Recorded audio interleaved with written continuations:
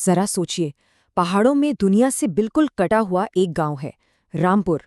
यहाँ दिन तो शांति से गुजरता है, पर जैसे ही रात होती है, एक अजीब सी आवाज़, एक घंटी की आवाज़ पूरे माहौल को बदल देती है। ये आवाज़ ठीक 9 बजे आती है और गांव वालों के लिए जिंदगी और मौत के बीच एक लकीर खींच देती है। कहानी की शुरुआत होती है गांव के सरपंच विक्रम सिंह के इसी एक सवाल से। एक ऐसा सवाल जो हवा में डर घोल देता है। ये सिर्फ सवाल नहीं, ये एक चेतावनी है, एक इशारा रामपुर के सबसे गहरे और काले राज की तरफ। तो सवाल यही है कि आखिर एक मामूली सी घंटी की आवाज में ऐसा क्या है कि पूरा का पूरा गांव हर रात खौफ के साए में जीने पर मजबूर है। चलिए आज इस रहस्य के दरवाजे पर दस्तक देकर देखते हैं कि अंदर आखिर छिपा क्या है। तो सबसे पहले ये समझते हैं कि रामपुर में आखिर जिंदगी है कैसी। यहाँ रात के 9 बजने का मतलब दिन का खत्म होना नहीं, बल्कि एक बहुत बुरे सपने का शुरू होना है। ये सिर्फ नियम नहीं है, ये जिंदा रहने के तरीके हैं। घंटी बजने से पहले घर के अंदर सारे दरवाजे और खिड़कियां बंद, हर दरवाजे के बाहर नमक की एक लकीर, और सबसे जरूरी, चाहे कुछ भी हो जाए, किसी के लिए भी दरवाजा नहीं खोलना। हर रात बिना भूले पूरा गांव इन अजीब से नियमों को मानता है, क्योंकि वो जानते हैं कि एक छोटी सी गलती का मतलब सिर्फ मौत है। अब जरा उस खौफ को महसूस कीजिए। एक रात सरपंच का बेटा आर्यन अपने कमरे में है, तभी उसकी खिड़की पर एक हल्की सी दस्तक होती है। जब वो देखता है तो बाहर वो चेहरा था जिसे वो दोबारा देखने की उम्मीद भी छोड़ चुका था, उसका दोस्त अनिल, जो 1 महीने पहले गायब हो गया था। बाहर से अनिल की कांपती हुई आवाज आती है। वो अंदर आने की भीख मांग रहा है, और बस यही वो पल है जहां गांव का सबसे पक्का नियम टूट सकता है। एक तरफ दोस्ती है और दूसरी तरफ वो डर जिसमें पूरा गांव सालों से जी रहा है। अब आर्यन क्या करेगा? और तभी आर्यन के दिमाग में अपने पिता की वो चेतावनी गूंजती है। इन सारे नियमों के पीछे की असली और भयानक सच्चाई यही है कि रात 9 बजे के बाद जो कुछ भी बाहर होता है, वो अब इंसान नहीं रहता, वो कुछ और बन जाता है। तो चलिए अब वक्त है इस डर की जड़ तक पहुंचने का। ये कहानी कोई आज की नहीं, ये शुरू होती है 50 साल पहले हुए एक ऐसे गुनाह से जिसकी सजा आज भी पूरा रामपुर भुगत रहा है। हर कहानी में एक ऐसा किरदार होता है ना, जो इन बातों पर यकीन नहीं करता। यहाँ वो रमेश है। वो गांव के इस डर को अंधविश्वास कहकर मजाक उड़ाता है, लेकिन गांव वाले जानते हैं। वो जानते हैं कि पिछले महीने राजू के साथ क्या हुआ था। उन्हें ये नहीं पता था कि रमेश की यही नासमझी श्राप की ताकत का सबसे भयानक सबूत बनने वाली है। और उसी रात श्राप ने रमेश के सबसे कमजोर पहलू पर वार किया। उसे अपनी बेटी रिया की आवाज सुनाई दी, वही बेटी जो 10 साल पहले मर चुकी थी। वो दरवाजे के ठीक बाहर थी और अपने पापा से अंदर आने के लिए कह रही थी। एक पिता का दिल और नशे का असर। रमेश से वो गलती हो ही गई। उसने गांव का सबसे बड़ा नियम तोड़ दिया।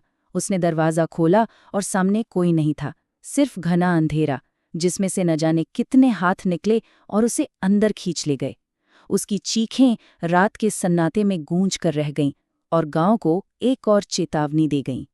रमेश के साथ जो हुआ, उसने श्राप की सच्चाई को सबके सामने लाकर रख दिया। तब विक्रम सिंह ने अपने बेटे को बताया कि ये सब 50 साल पहले शुरू हुआ था। एक माँ जिसके बेटे अनिल को गांव वालों ने कुएं में डूबते हुए देखा पर बचाया नहीं, उसने मरते मरते श्राप दिया कि हर 50 साल में उसका बेटा अकेला नहीं रहेगा, गांव का ही कोई और उसका साथी बनेगा। तो देखिए कि कैसे इतिहास खुद को दोहरा रहा है।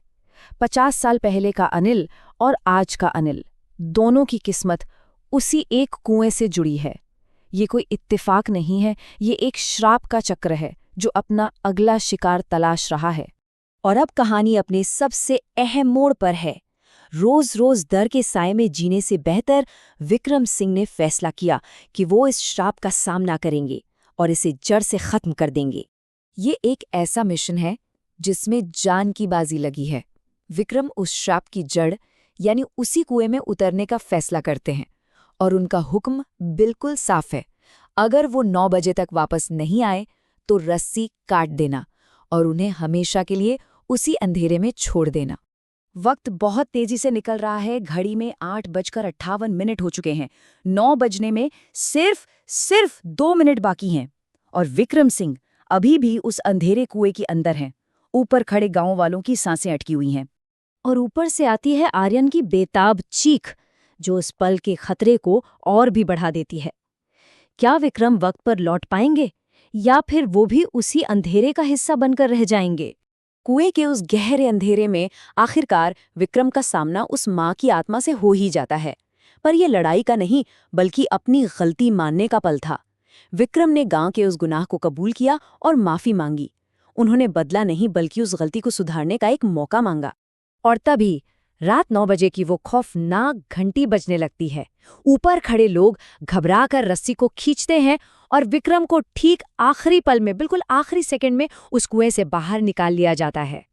श्राप का सामना तो कर लिया गया, पर क्या कहानी यही खत्म हो गई?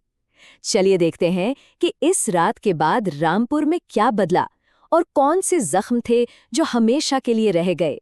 नतीजा तो फौरन सामने आ गया। श्राप टूट चुका था। रात 9 बजे के बाद की वो डरावनी दस्तकें हमेशा के लिए बंद हो गईं। दशकों बाद रामपुर ने एक ऐसी रात देखी जिसमें डर नहीं, बल्कि सुकून था। पर कहते हैं ना, हर जीत की एक कीमत होती है। श्राप तो टूट गया, लेकिन रमेश और आर्यन का दोस्त अनिल, वो दोनों कभी वापस नहीं लौटे। श्राप उन्हें अपने साथ ले गया था। तो रामपुर की ये कहानी हमें क्या सिखाती है? शायद यही कि हमारे कर्मों का असर आने वाली पीढ़ियों पर भी पड़ता है। ये हमें सिखाती है कि कुछ राज को राज ही रहने देना चाहिए, और जो हमें दिखता है जरूरी नहीं कि वही सच हो। और बस हम आपको इसी एक सोच के साथ छोड़े जाते हैं। ये एक ऐसी चेतावनी है जो शायद हमें याद दिलाती है कि कुछ दरवाजे हमेशा बंद ही रहने चाहिए, क्योंकि कौन जानता है कि उनके पीछे क्या इंतजार कर रहा है।